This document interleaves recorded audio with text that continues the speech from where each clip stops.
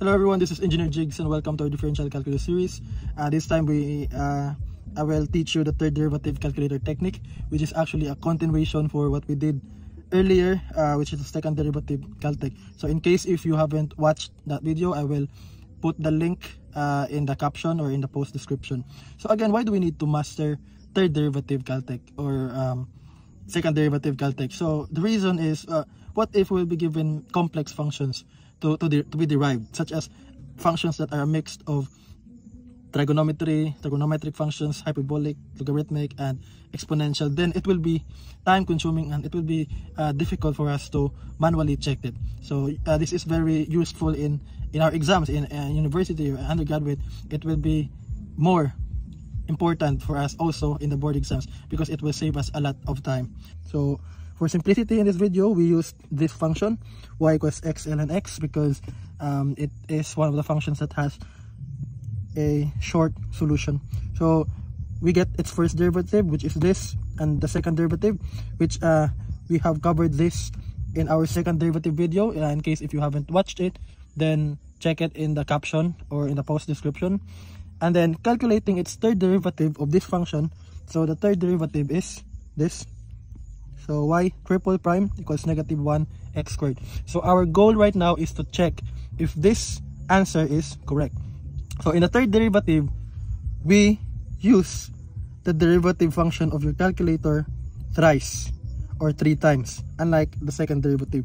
So first is we have to make sure that our calculator is set into radian mode in case we have trigo functions and hyperbolic functions. So find this symbol in your calculator. So we have this, shift d over dx, and then input our function, which is this or this. So x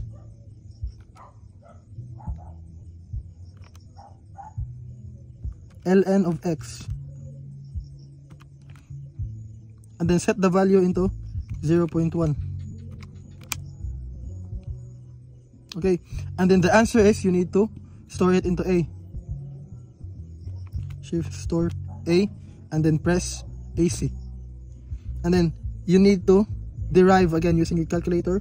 So let's proceed to step 2. So okay, you can just recall the derivative by, or the derivative function by pressing this key, this upper key in your calculator. So just change the value of x. This time we need to add a small change of 1 times 10 raised to -5, just like what we did to the second derivative earlier. So 0.1 plus 1 times 10 raised to -5. -5. And then the answer for this is you need to store it to b, to the variable b.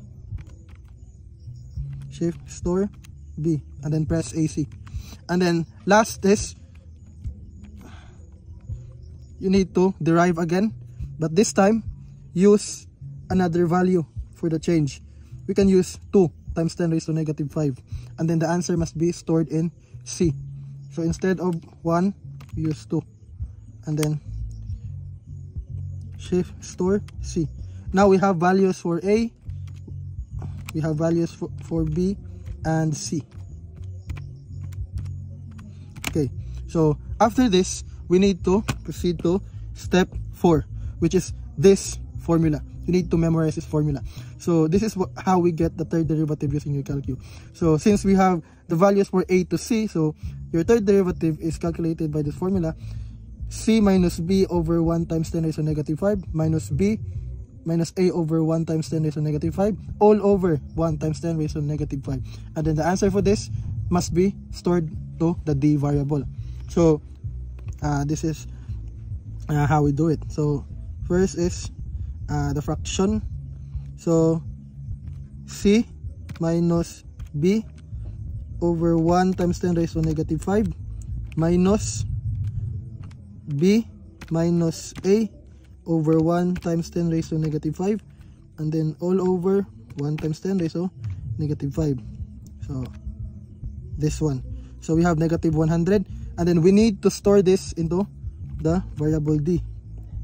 So the fifth step, or the last step, is we need to calc our answer at x equals 0.1. So what is our answer? So this, since we need to check if this is correct, so we need to input our answer earlier, which is negative 1 over x squared. Okay, negative 1 over x squared. Calc at 0.1, so negative 100. Okay, store to e, and then to check if your answer is correct, d divided by e. If it equates to 1, then your answer is correct. So d divided by e. Okay, your answer is approximately equal to 1, thus your answer is correct. So that is how you do the third derivative calculate.